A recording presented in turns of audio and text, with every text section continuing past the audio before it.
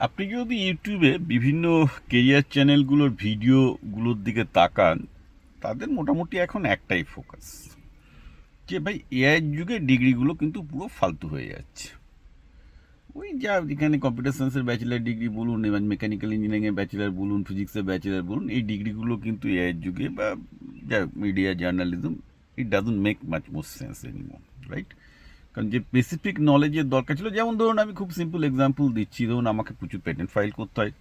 তো একটা মেয়ে যে আমার ইউএস পেটেন্ট ফাইল করে, সে বেসিক্যালি, আমি জাস্ট কয়েকদিন আগে উদাহরণ করছি, একটু ডিলে করছিল, তাদের একে নিয়ে কী হবে। ও এখন বেসিক্যালি ও পেটেন্ট ফাইল করতে গেলে প্রতিটা স্ক্রিন ধরে ধরে যদি আমি চ্যাট জিপিটিকে জিজ্ঞেস করি, চ্যাট জিপিটি আমাকে সব বলে দেবে।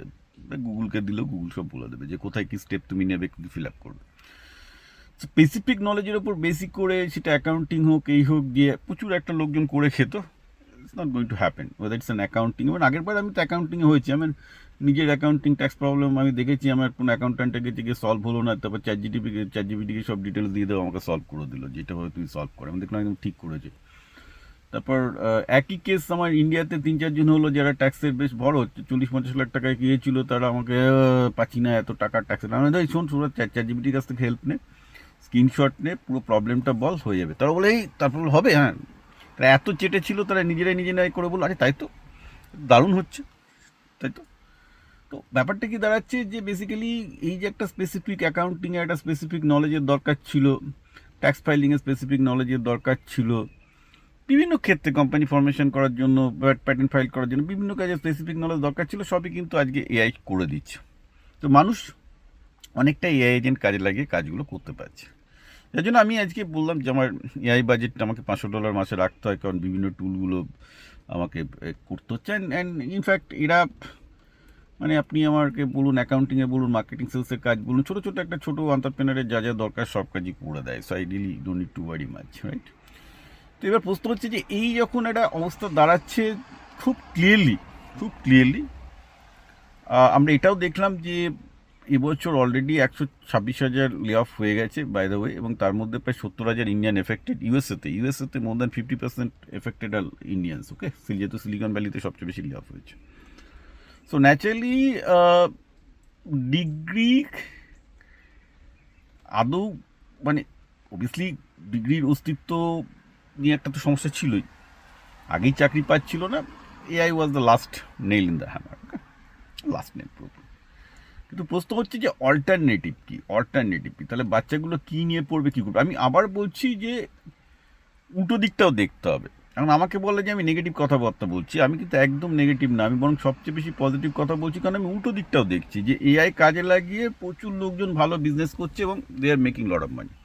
আমি তো আমার পুরো এখন ইনকামই আমার এআইয়ের উপর ডিপেন্ডেন্ট, আমি তো সবই আমার বিজনেস এআই থেকে ইনকাম হচ্ছে, সব এআই দিয়ে করি আমি। এরকম আমার মতো আরও অনেকেই আছে ফুললি, কোনো ম্যান পাওয়ারে না, অল্প স্বল্প ম্যান পাওয়ার আমারও আছে, সেটা নয়, কিন্তু মানে ওই আর কি, আগে যেটা ছিল প্রায় 100% ম্যান পাওয়ার আর মানে 90% ম্যান পাওয়ার আর 10% মেশিন, এখন সেটা হয়ে গেছে 90% মেশিন আর 10% ম্যান পাওয়ার। আমার মতো অনেকেই আছে আর কি। তো ন্যাচারালি এবার ধরুন বাড়িদের মধ্যে বারবার করে বলে, স্যার ব্যবসা ছাড়া কী করবো, আরে বাবা হবে না, সে যে লাইনেই যায় না কেন তাকে ব্যবসাটা শিখতে হবে। তুমি হোয়াইট কালার জব করবে আর তুমি ব্যবসা জানবে না, ওটা আগে হতো, ওটা এখন চলবে না। It's absolutely no goes known. আমি আবার বলছি, ইটস নট নেগোশিয়েবল যে তুমি ব্যবসা শিখবে না, it's not negotiable, it's not there. Degree ফিগ্রি করে করে যা পেতো লোকজন, যা চাকরি বাকরি পেতো, ওসবের দিন ওভার, আর বেশ কিছুদিন চলবে না। এটাকে মাথায় ঢোকাতে হবে আগে, ঠিক আছে?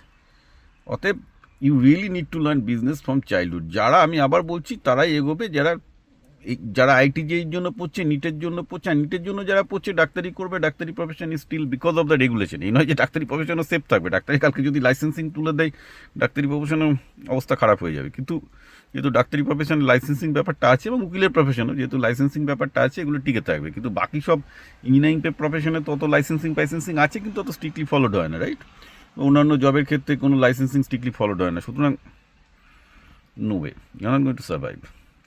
সো ডিগ্রির ওপর ভিত্তি করে সার্ভাইভ করাটা ছাড়তে হবে। কিন্তু যারা ছোটোবেলা থেকে বিজনেসের মধ্যে ঢুকে যাচ্ছে, এআইকে বিজনেসে কাজে লাগাচ্ছে একদম 7-8 থেকে, they are going to be winner, not the IIT যেইতে ভালো র্যাঙ্ক করেছে, এই করেছে, আমাদের সোসাইটিতে একটা ইয়ে ছিল, they are going to be the winner in the race, that is not going to happen, not going to happen anymore.